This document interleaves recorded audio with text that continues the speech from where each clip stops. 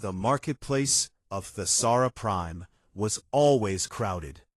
Beings from 100 different worlds walked through the narrow streets, buying and selling everything imaginable. The air smelled like strange spices, engine fuel, and too many bodies pressed together. Neon signs flickered in dozens of languages, advertising food, weapons, and passage to distant stars. In a dark alley between two merchant stalls, a small dragon sat alone. His name was Ember, though nobody here knew that or cared. He was tiny for a dragon, no bigger than a medium-sized dog. His scales should have been bright red and gold, the colors of fire and sunset. Instead, they looked dull and dirty. He hadn't had a proper wash in weeks.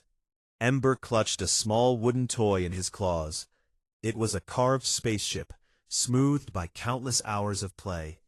His mother had made it for him, back when she was still alive, back when everything made sense. He'd already sold all the others, just to buy enough food to keep breathing.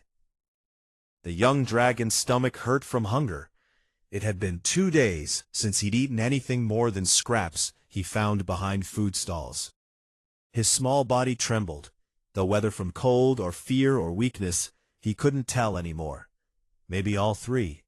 A fat merchant with purple skin and too many eyes stopped near the alley entrance.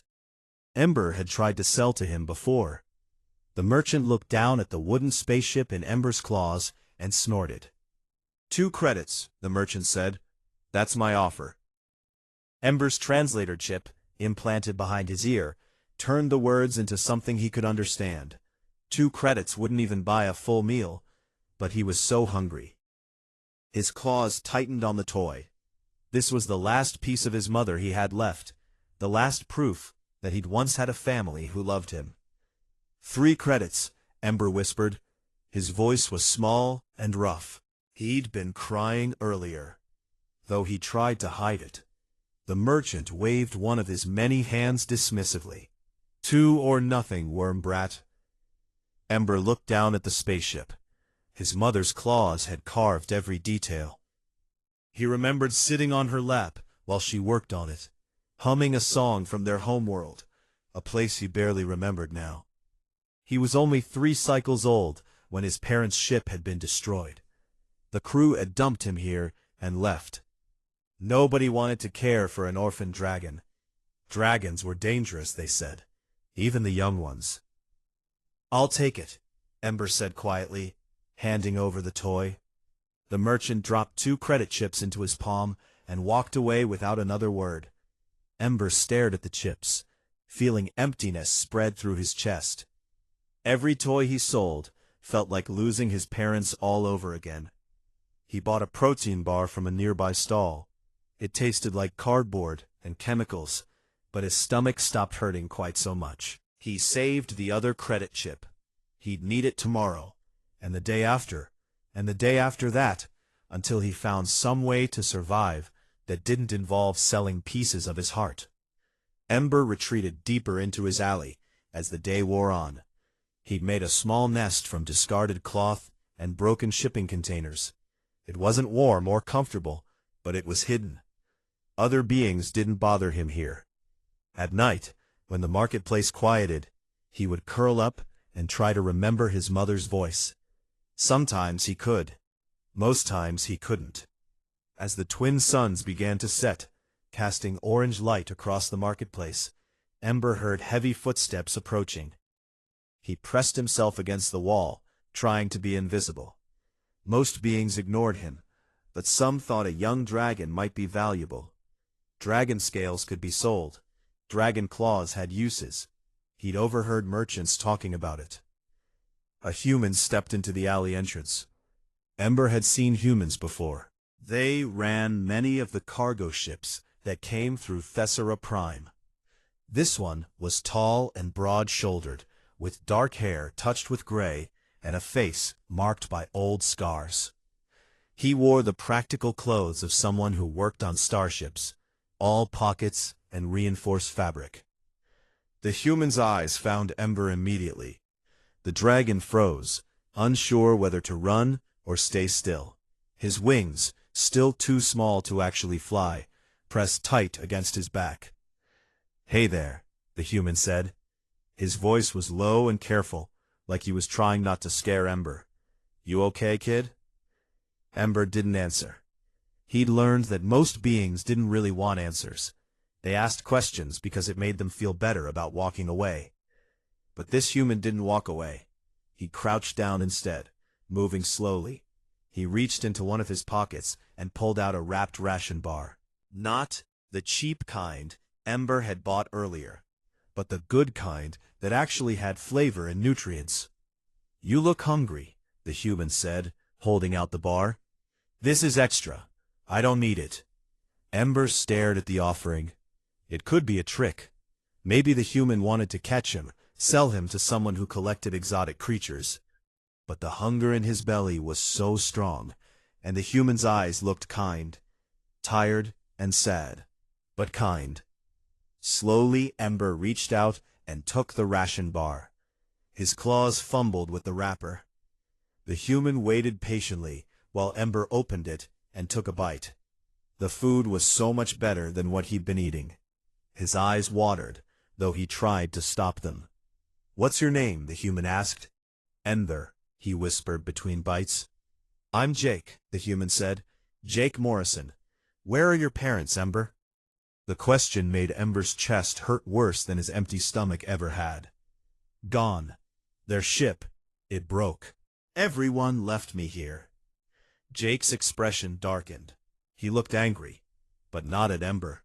At whoever had abandoned a child in a place like this. "How long have you been alone?" Ember had to think about it. Time blurred together when every day was the same struggle. "Many weeks.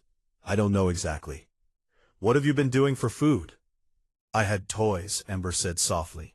"My mother made them. I sold them. All gone now." Jake was quiet for a long moment. He looked at the small dragon sitting in a pile of rags in a dirty alley, and something in his expression changed. It reminded Ember of how his father used to look at him, like he was something precious that needed protecting. "Listen, Ember," Jake said finally. "I've got a ship at the docking bay. The Wandering Star. It's not fancy, but it's warm and safe, and I've got plenty of food. Would you like to come with me, at least for tonight?" Ember's heart jumped with hope, then crashed with fear. "You'll leave me somewhere else." "No," Jake said firmly. "I won't leave you. I promise." Ember wanted to believe him. He wanted it so badly that it scared him. But he was tired of being alone and cold and hungry. He was tired of selling the only things he had left of his family. He was tired of being afraid all the time. "Okay," Ember whispered. Jake stood up and offered his hand. Ember looked at it for a moment, then placed his small, clawed hand in the human's calloused palm. Together, they walked out of the alley, leaving behind the dark corner that had been Ember's whole world for too long.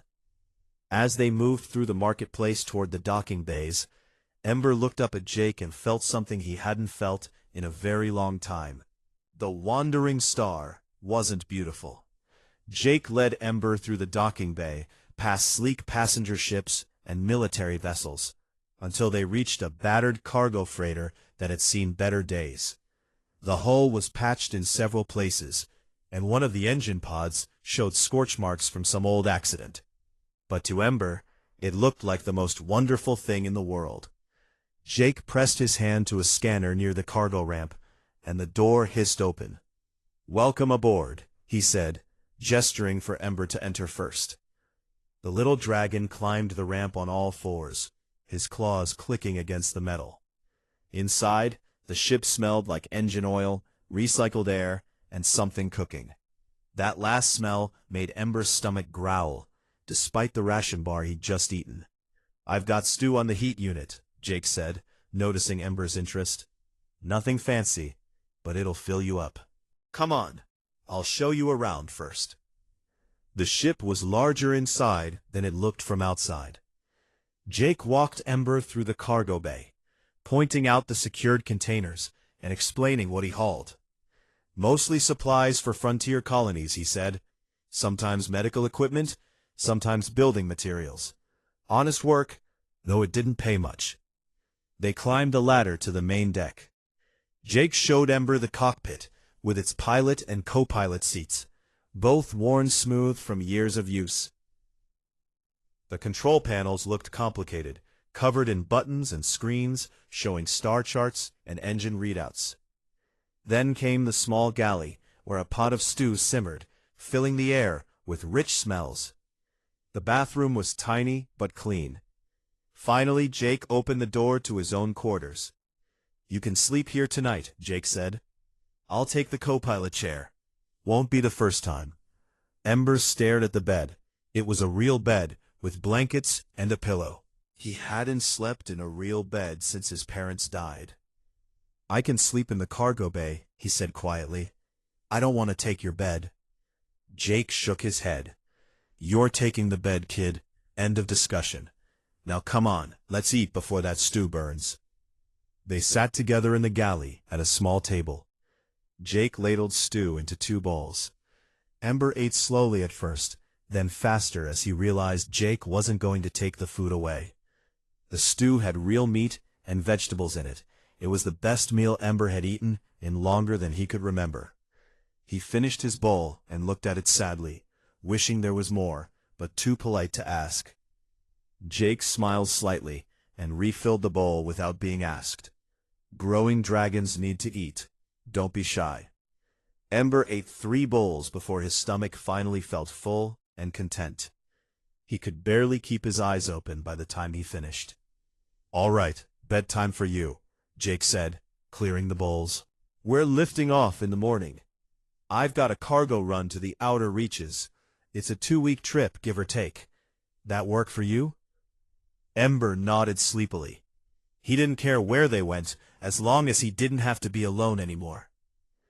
Jake helped Ember into the bed and pulled the blankets up. A little dragon curled into a ball, his tail wrapping around himself. For the first time in weeks, he felt warm and safe. As his eyes closed, he felt Jake's hand rest gently on his head for just a moment. "Sleep well, Ember," Jake said softly. "You're safe now." Ember wanted to say thank you, wanted to say so many things, but sleep pulled him down into darkness before he could form the words. The next morning, Ember woke to the sound of engines powering up. For a confused moment, he didn't know where he was. Then memory returned, along with the smell of something cooking. He climbed out of bed and padded toward the galley. Jake stood at the heat unit making eggs. "Morning, kid. Hope you like scrambled. It's about all I know how to make for breakfast." They ate together, while Jake ran through pre-flight checks on a datapad. Ember watched him work, noticing how confident and calm the human seemed. It made him feel safer somehow. "Jake," Ember asked quietly, "why did you help me?" Jake looked up from his datapad. He was quiet for a moment, like he was choosing his words carefully. "When I was about your age, maybe a little older, my parents died in a mining accident. I ended up alone on a station not much different from Thessera Prime. A ship captain named Helen Carter found me stealing food from her cargo. Instead of turning me in, she gave me a job, taught me everything I know about running a ship." "Where is she now?" Ember asked. "Died about 10 years back. Natural causes. Peaceful. But she changed my life by giving me a chance. Figured maybe I could do the same for someone else." Ember absorbed this. "So you're keeping me because someone kept you?" "I'm keeping you because leaving a kid alone to starve isn't something I can live with," Jake said. "And because this ship's been too quiet for too long. Could use some company." The wandering star lifted off smoothly. Ember pressed his face to a viewport, watching Thessera Prime fall away below them. The marketplace, where he'd spent so many frightened weeks, became a tiny speck, then disappeared entirely as they climbed toward the stars. Over the next few days, a routine developed. Jake taught Ember the basics of ship operations. The young dragon proved to be a quick learner. His claws were good for manipulating small tools, and his eyesight was sharper than human normal. He helped organize cargo, learned to read shipping manifests, and even started understanding the navigation displays. Jake was patient when Ember made mistakes, and generous with praise when he got things right. The human never yelled or got frustrated, even when Ember accidentally deleted an important file or spilled cleaning solution across the cargo bay floor. At night, they would sit in the cockpit, and Jake would tell stories about the places he'd been. Ember would share fragmented memories of his parents and the dragon homeworld. It hurt to talk about them, but somehow it hurt less when Jake listened with understanding in his eyes. A week into their journey, they stopped at a small station to refuel. Jake took Ember with him to handle the payment. Ember noticed how Jake positioned himself between Ember and anyone who looked at the dragon with too much interest. As they walked back to the ship, a rough-looking group of aliens blocked their path. The leader was tall and covered in gray scales, with cold yellow eyes that fixed on Ember. "That's a dragon hatchling," the alien said, "worth a lot of credits to the right buyer." Jake stepped in front of Ember. "He's not for sale." "Didn't say I was buying," the alien said, and 3 more beings emerged from nearby shadows. "Just taking." Everything happened fast. The aliens moved forward. Jake shoved Ember behind him and pulled a shock stick from his belt. He hit the first attacker hard enough to send him sprawling, but there were too many. One grabbed Jake's arm. Another reached for Ember. Fear shot through the young dragon like lightning. Fear of being taken away. Fear of being alone again. Fear of losing the only person who cared about him. Something hot built in his chest. Something he'd never felt before. His mouth opened and fire burst out, a stream of orange flame that made the attackers scream and scatter. Ember stood there, shocked at what he'd just done. His mouth still felt hot, like he'd swallowed a star. Jake grabbed his hand and pulled him toward the ship. "Run!" Jake shouted. They sprinted up the ramp. Jake slammed the emergency launch sequence, and the Wandering Star's engines roared to life. The ship lifted off with the attackers still scrambling on the platform below. Once they were safely in orbit, Jake turned to Ember. The young dragon cowered, afraid that Jake would be angry or scared of him now. Instead, Jake knelt down and gripped Ember's shoulders gently. "Are you okay?" Jake asked. "Did they hurt you?" Ember shook his head. "I'm sorry. I didn't mean to use fire. I didn't know I could." "You probably saved both our lives, but we need to be more careful. Word's going to spread that there's a dragon on my ship. We might have more trouble coming. Should I leave?" Ember asked, his voice small. "So you'll be safe?" Jake's expression softened. He pulled Ember into a hug, the first real hug the young dragon had received since his parents died. "You're not going anywhere. We're family now, and family sticks together. We'll figure this out." Ember pressed his face against Jake's shoulder and felt something loosen in his chest. Family. He had a family again. 6 months passed, and life aboard the Wandering Star settled into something wonderful. Ember grew quickly, as young dragons do. He was now the size of a large wolf, his scales finally regaining their natural brightness. Red and gold shimmered across his body when he moved, and his wings had developed enough that he could glide short distances inside the cargo bay. Jake had modified the ship to accommodate his growing companion. They'd converted part of the cargo space into a proper room for Ember, complete with a reinforced sleeping platform and heat lamps. Dragons needed more warmth than humans, Jake had learned through careful research. The human had also started teaching Ember more advanced skills. The young dragon could now handle basic navigation calculations and assist with engine maintenance. His claws were perfect for reaching into tight spaces that Jake's hands couldn't fit. They made a good team. But Jake kept them away from the major trade routes. After the incident at the refueling station, he knew that people were looking for Ember. Dragons were rare and valuable, and a young one without a clan to protect him was an easy target. They stuck to frontier worlds and remote colonies where fewer questions were asked. One morning, Ember sat in the co-pilot seat practicing star chart readings while Jake piloted them toward their next job. The dragon's common language had improved dramatically. He spoke in full sentences now, though his voice still had a slightly hissing quality that marked him as non-human. "Jake," Ember asked, looking up from his datapad, "can I ask you something?" "Always," Jake said, adjusting their course slightly.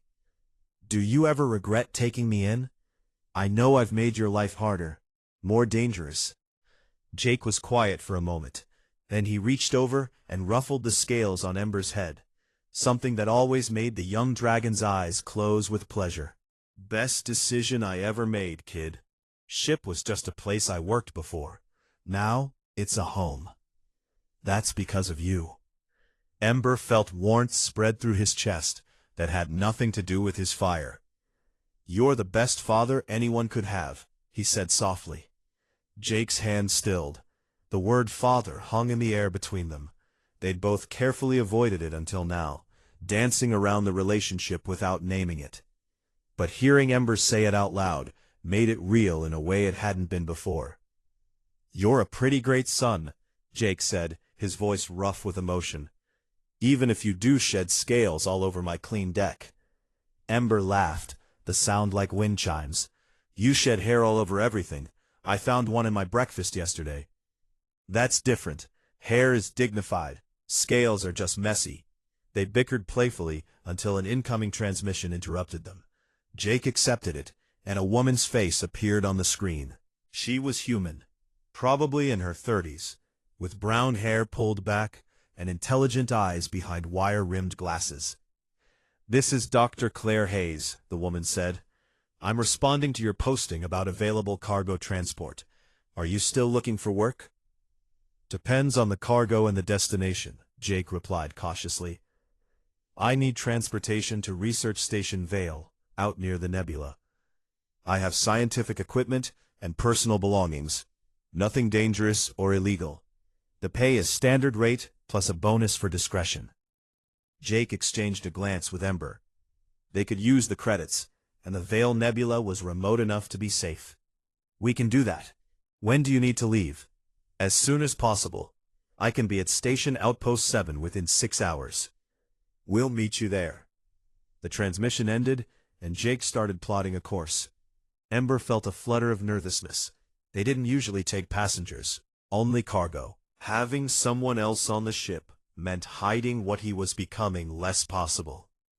Claire Hayes arrived exactly on time, accompanied by several crates of equipment. She was professional and efficient, directing the loading of her cargo with precise instructions. Then, she caught sight of Ember helping secure the containers, and her eyes went wide. "Is that a dragon?" she asked, her voice full of wonder rather than fear. Jake moved to stand between them protectively. "His name is Ember. He's part of my crew." "I'm not going to hurt him," Claire said quickly. "I'm a xenobiologist. I study non-human species. I've just never seen a dragon this young before. They're incredibly rare." She looked at Ember with fascination. "May I ask how old you are?" Ember looked to Jake, who nodded slightly. "Almost 4 cycles," Ember said. "Is that okay, that I'm here?" "More than okay. It's extraordinary. I promise. I'm not going to cause any trouble. I'm just genuinely excited to meet you." The journey to Research Station Vale took 5 days. Claire proved to be good company. She was curious, but respectful, asking Ember questions about his abilities and development without making him feel like a test subject. She shared her own work, studying pre-warp civilizations and the ethics of first contact. On the 3rd day, Claire was examining some star charts in the common area when Ember walked past. She looked up at him, then at the crystalline orb hanging from a cord around his neck. He'd started wearing it after finding it in his old belongings. It felt right to keep it close. "Ember," Claire said carefully, "can I ask about that pendant you're wearing?" Ember touched it with one claw. "It was in my things, from my parents. Why?" Claire set down her datapad. because I've seen something like that before in my research. They're beacons, embedded with biological signatures. If I'm right, that's not just a keepsake.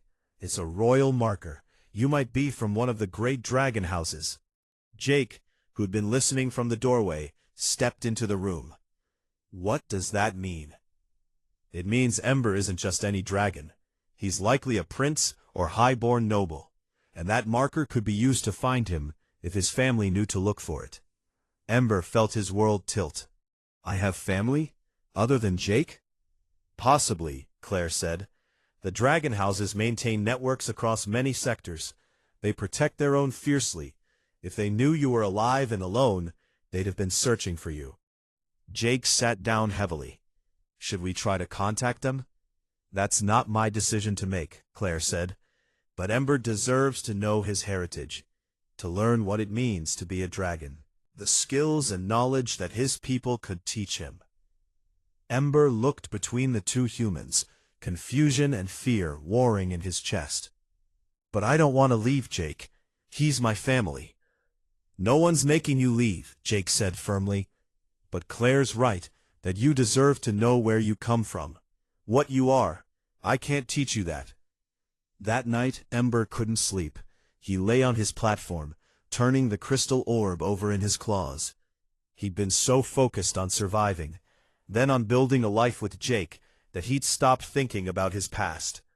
About the fact that somewhere out there, he might have aunts, uncles, cousins, a whole clan who shared his blood. But the thought of leaving the Wandering Star, of leaving Jake, made his chest feel tight and painful. This ship was his home. Jake was his father in every way that mattered. Did blood family really mean more than chosen family? Jake appeared in the doorway. Can't sleep either? Ember shook his head. I'm scared. What if you decide I should go with them? What if they decide I have to? Jake crossed the room and sat beside Ember's platform. Listen to me. I want what's best for you, always. If that means connecting with your people, then we'll figure it out. But you're not going anywhere permanently unless you choose to. You're my kid, and that doesn't change just because you've got fancy relatives somewhere. Promise? Ember asked, his voice small. Promise, Jake said. We're family, that's forever. Ember leaned against Jake's side, and the human wrapped an arm around him. They sat together in comfortable silence until Ember finally felt calm enough to sleep. The next day, they reached Research Station Vale. As Claire prepared to disembark with her equipment, she turned to Ember one last time. I know this is a lot to process, she said, but I have contacts who study dragon culture. If you ever want help finding your family, I can put you in touch with people who can help. No pressure, no obligation, just an option. Thank you, Ember said. I'll think about it. After Claire left, Jake and Ember sat in the cockpit preparing for their next job. The young dragon kept touching the crystal pendant, feeling its warmth against his scales. Jake, maybe someday I could try to find them. My blood family. Not to leave, but just to know. Jake nodded. When you're ready, we'll do it together. Everything we do together. Ember smiled and pulled up their next navigation route. Whatever the future held, whatever family he might find, he knew one thing for certain. Jake Morrison would always be his father, and the Wandering Star would always be his home. 3 weeks after leaving Claire at Research Station Vale, the Wandering Star was making a routine supply run to a mining colony on the edge of known space. Ember had grown even larger, now nearly the size of a small horse. His wings were strong enough for actual flight, though Jake only let him practice in the cargo bay where it was safe. Jake was running pre-landing checks when the ship's alarm system screamed to life. The control panel lit up with warnings. 3 vessels had just dropped out of hyperspace, directly behind them. They're locking weapons on us, Ember said, reading the tactical display with growing fear. Jake's hands flew across the controls, pushing the engines to maximum. Hold on. The Wandering Star wasn't built for combat. It was a cargo hauler, slow and sturdy. The attacking ships were fast interceptors, designed for exactly this kind of chase. Energy blasts streaked past them, each one closer than the last. "Why are they shooting at us?" Ember shouted over the alarm. "Because someone wants you badly enough to kill for it," Jake said grimly. He threw the ship into a hard turn, diving toward a nearby asteroid field. "Get to the emergency pod. If something happens to me, you launch and—" "No," Ember's voice cracked with desperation. "I'm not leaving you." Another blast hit their rear shields, and the ship shook violently. Sparks flew from one of the control panels. Jake fought to keep them stable as they plunged into the asteroid field. Massive rocks tumbled through space around them, each one a potential disaster. Jake's piloting skills kept them alive, weaving between asteroids that would have crushed a less experienced pilot. But their attackers were relentless. One of them clipped an asteroid and exploded in a ball of fire. But the other two kept coming. A transmission crackled through their speakers. "Surrender the dragon, and you can leave with your life, human. This doesn't have to end badly for you." Jake recognized the voice from intelligence reports he'd read. Vex Cordain, a slaver and hunter who specialized in rare creatures. One of the most dangerous beings in the sector. "Go to hell," Jake said, and cut the transmission. He saw it coming, but couldn't avoid it. A massive asteroid loomed ahead, too large to dodge. Jake tried to pull up, but another energy blast hit their engines at the worst possible moment. The ship spun out of control, systems failing, emergency lights flashing red. "Brace yourself," Jake yelled. The wandering star crashed into a small moon orbiting a dead planet. The impact threw Ember against the wall despite his safety harness. Metal screamed and tore. The lights went out, then flickered back on dimly using emergency power. Ember's head rang from the impact. His side hurt where he'd hit the bulkhead. "Jake?" "I'm okay," Jake's voice came from the pilot's seat. "Mostly. You?" "Bruised. Scared." Ember released his harness and stumbled forward. Jake was bleeding from a cut on his forehead, and he held his left arm carefully against his chest. Broken or badly hurt? Ember couldn't tell. They were alive, but the ship wasn't going anywhere. The engine displays showed catastrophic damage. Main power was offline. Communications were dead. Life support was running on batteries that would last maybe 3 days. "They'll be landing soon to search for us," Jake said, wincing as he stood. "We need to move. Grab the emergency kit and the weapons locker." Ember did as he was told, his claws shaking. This was his fault. If he wasn't here, Jake wouldn't be in danger. The human would be safe, not stranded on a dead moon with killers hunting them. They exited the ship onto a barren landscape of rocks and dust. The moon had minimal atmosphere and gravity, making movement easier, but also leaving them exposed. Jake activated the emergency beacon, knowing it was a desperate gamble. Help might come, but so would their enemies. They found shelter in a cave system about a mile from the crash site. Jake collapsed against the wall, his face pale from pain and blood loss. Ember used the medical supplies to clean and bandage Jake's head wound and splint his arm. The human tried not to show how much it hurt, but Ember could see the pain in his eyes. "I'm sorry," Ember said, his voice breaking. "This is because of me. You should have left me in that alley." Jake grabbed Ember's claw with his good hand. "Don't you ever say that.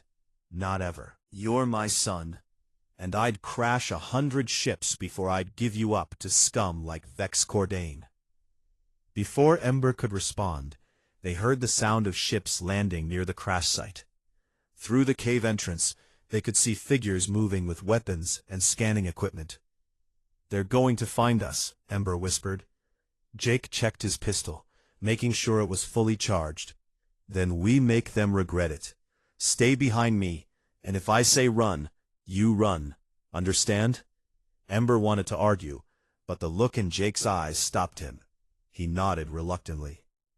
The hunters spread out, searching methodically. Ember and Jake moved deeper into the caves, trying to stay ahead of them. But the scanners were getting closer. There was nowhere left to run. They ended up in a large cavern filled with strange crystal formations that glowed with faint bioluminescence. Beautiful and eerie, it would have been peaceful under other circumstances. Now, it was their final stand. Vex Cordain entered the cavern with 6 heavily armed mercenaries. The slaver was tall and reptilian, covered in dark green scales. His eyes were cold and calculating as they fixed on Ember. "There you are, little prince," Vex said, his voice smooth and dangerous. "You've caused me considerable expense, but you'll fetch enough credits to make it worthwhile. Your buyer is very eager to add you to his collection." Jake stepped in front of Ember, raising his pistol. "You're not taking him." Vex laughed. "A one-armed human against 7 of us? The cub isn't worth dying for." "He's worth everything," Jake said simply. The mercenaries raised their weapons. Ember's heart pounded so hard he thought it might break through his chest. He couldn't watch Jake die protecting him. He wouldn't. Something inside Ember, all the fear, all the anger, all the desperate love he felt for the man who'd saved him from death in an alley. It all came together into something hot and fierce and powerful. Fire exploded from his mouth, a torrent of flame that lit up the cavern like a small sun. The mercenaries scattered, their armor smoking. Vex threw up an energy shield, but even he had to step back from the intensity of the heat. Ember kept breathing fire, driving them back toward the entrance. Then something even more incredible happened. His wings spread wide, and he felt lift for the first time.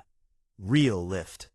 His feet left the ground as instinct took over. He rose into the air, circling above Jake, placing himself between his father and anyone who would hurt him.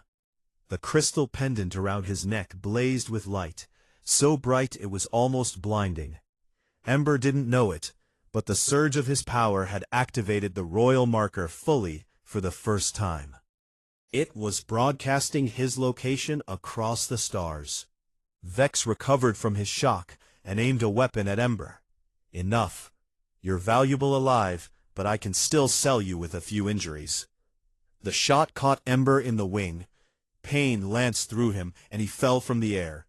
Jake caught him before he hit the ground, cradling the young dragon against his chest despite his broken arm.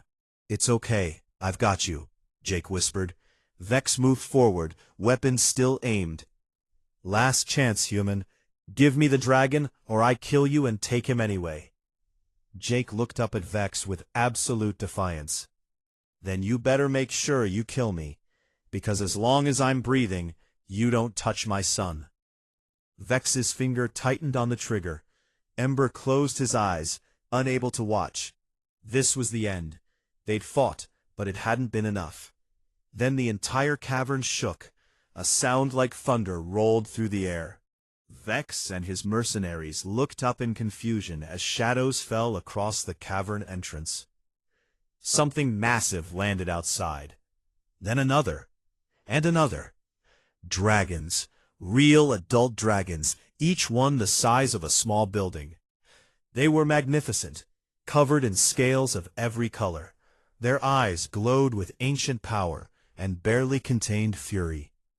The largest one, a female with scales of deep crimson and gold just like Ember's, stepped into the cavern.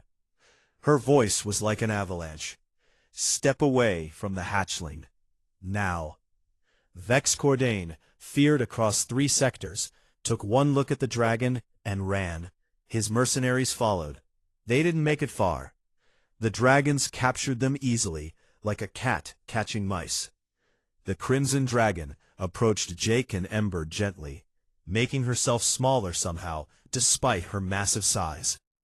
"I am Seraphina of the House of Flames. That pendant you wear, young one, it marks you as my nephew. We have been searching for you for a very long time." Ember stared at the massive dragon before him. Seraphina, his aunt, family he'd never known existed. Her scales shimmered in the dim light of the cavern, and her eyes held warmth that reminded him distantly of his mother. "My parents?" Ember asked, his voice small and hopeful, despite knowing the answer. Seraphina's expression softened with grief. They died honorably, trying to chart new routes through the void reaches. When their ship was destroyed, we thought you perished with them. We searched for months before accepting you were gone. But when your marker activated, we came as fast as our ships could travel. Jake stood slowly, still cradling Ember against his chest despite his injuries. He faced the giant dragon with surprising calm. He's hurt. Can you help him? Seraphina nodded to one of the other dragons, a smaller green one who approached and examined Ember's wing carefully. It will heal quickly with proper care. She looked at Jake with new respect. You protected him well, human. For that, you have our gratitude. I'm his father, Jake said simply. It's what fathers do. A murmur went through the assembled dragons. Seraphina tilted her head, studying Jake with ancient eyes. You claim parentage over a dragon prince? That is unusual. I claim love for a child who needed someone, Jake replied, meeting her gaze steadily. Whether that makes me his father in your eyes or not, doesn't change how I feel. Ember pushed away from Jake's chest, standing on his own 4 legs, despite the pain in his wing. Jake saved my life. He gave me a home when I had nothing. He's my family. I don't want to lose him. Seraphina looked between the small dragon and the battered human. She saw the way they stood together, the way Jake's hand rested protectively on Ember's back, the way Ember leaned into that touch. She saw something that shouldn't exist by traditional dragon standards, but existed nonetheless. Come, she said. Let us leave this barren place. We have much to discuss, and you both need medical attention. The dragons had landed a massive ship nearby. It was beautiful and strange, built to accommodate beings of enormous size. Jake and Ember were brought aboard and taken to a medical bay. Dragon healers worked on them both, mending Jake's arm with technology far beyond anything humans had, and treating Ember's wing with gentle expertise. As they recovered, Seraphina explained the situation. The House of Flames was one of 7 great dragon houses, ancient and powerful. Ember's parents had been explorers, searching for new worlds their people might settle. When they died, the house had grieved deeply. Ember was the only child of their generation, the heir to significant holdings and responsibilities. You belong with us, Seraphina said, watching Ember carefully. You need to learn what it means to be a dragon, our history, our abilities, our place in the galaxy. These things cannot be taught by a human, no matter how kind he is. Ember felt torn in 2 directions. Part of him yearned to know more about his people, to understand the power he could feel growing inside him. But another part, a larger part, recoiled at the idea of leaving Jake. Jake sat beside Ember's medical bed, his newly healed arm still in a support sling. She's right, kid. There are things I can't teach you, things you need to know.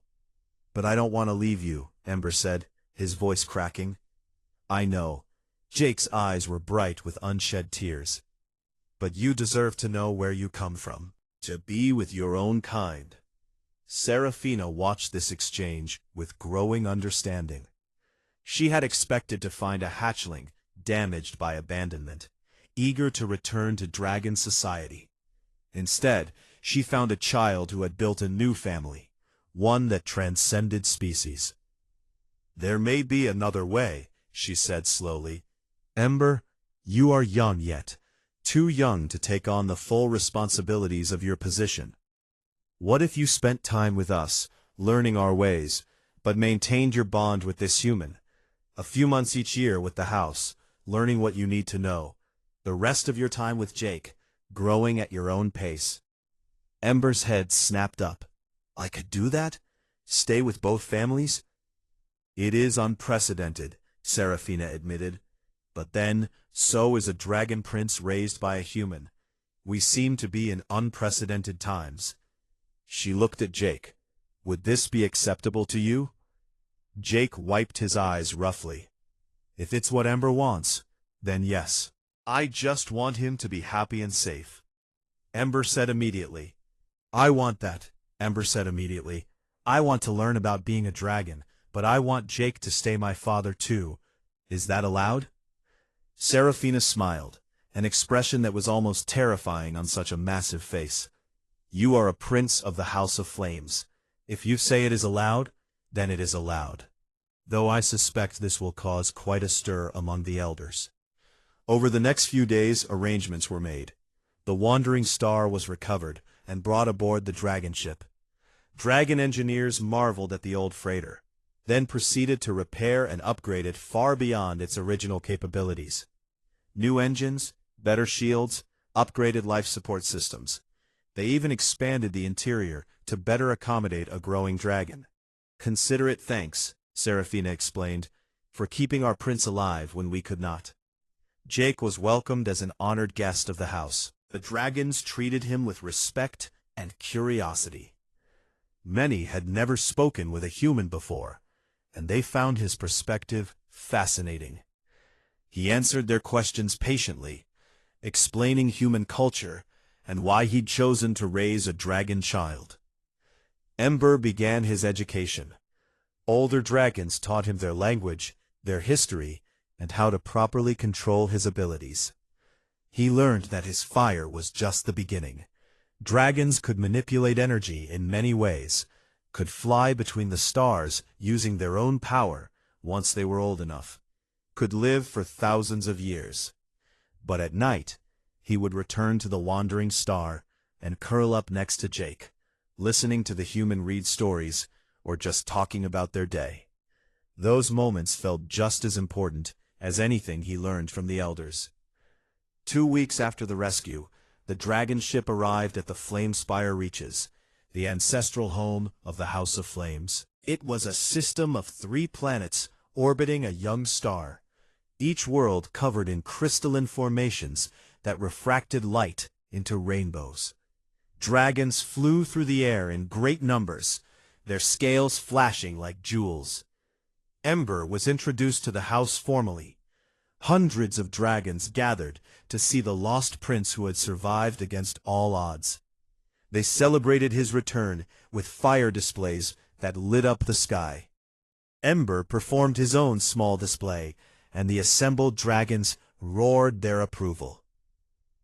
But when the celebration ended, Ember found Seraphina on a cliff overlooking a crystal valley. He sat beside her, small against her massive bulk. "Are you happy we found you?" she asked gently. Ember considered the question carefully. "I'm happy to know where I come from, to have family again, to learn about being a dragon. But I'm also happy I have Jake. He taught me that family isn't just about blood. It's about who shows up when you need them." "Wise words for one so young," Seraphina said. "Your mother would be proud of the dragon you're becoming, and I think she would approve of your human father too. She always said the mark of true nobility was caring for those who needed help." "Will the other dragons accept this arrangement?" Ember asked. "Me going back and forth between you and Jake?" "Some will object," Seraphina admitted. "They will say it's improper for a prince to be raised partly by a human. But those who matter will see what I see. A hatchling who survived because someone good chose to help him. That's worth more than any amount of proper tradition." Over the following months, the routine established itself. Ember would spend time with the Dragon House, learning history and combat and diplomacy. He practiced flying with other young dragons, learning aerial maneuvers and how to ride solar winds through space. He studied the great dragon philosophers and warriors of the past. Then he would return to the Wandering Star, to Jake, and their cargo runs to frontier worlds. He would help load containers and calculate navigation routes. They would eat simple meals in the galley and argue playfully about who had to clean the deck. He would fall asleep to Jake's voice reading adventure stories, feeling completely safe. Claire Hayes visited them once, curious about how things had turned out. She found Ember practicing his fire control in a clearing, while Jake watched proudly from a safe distance.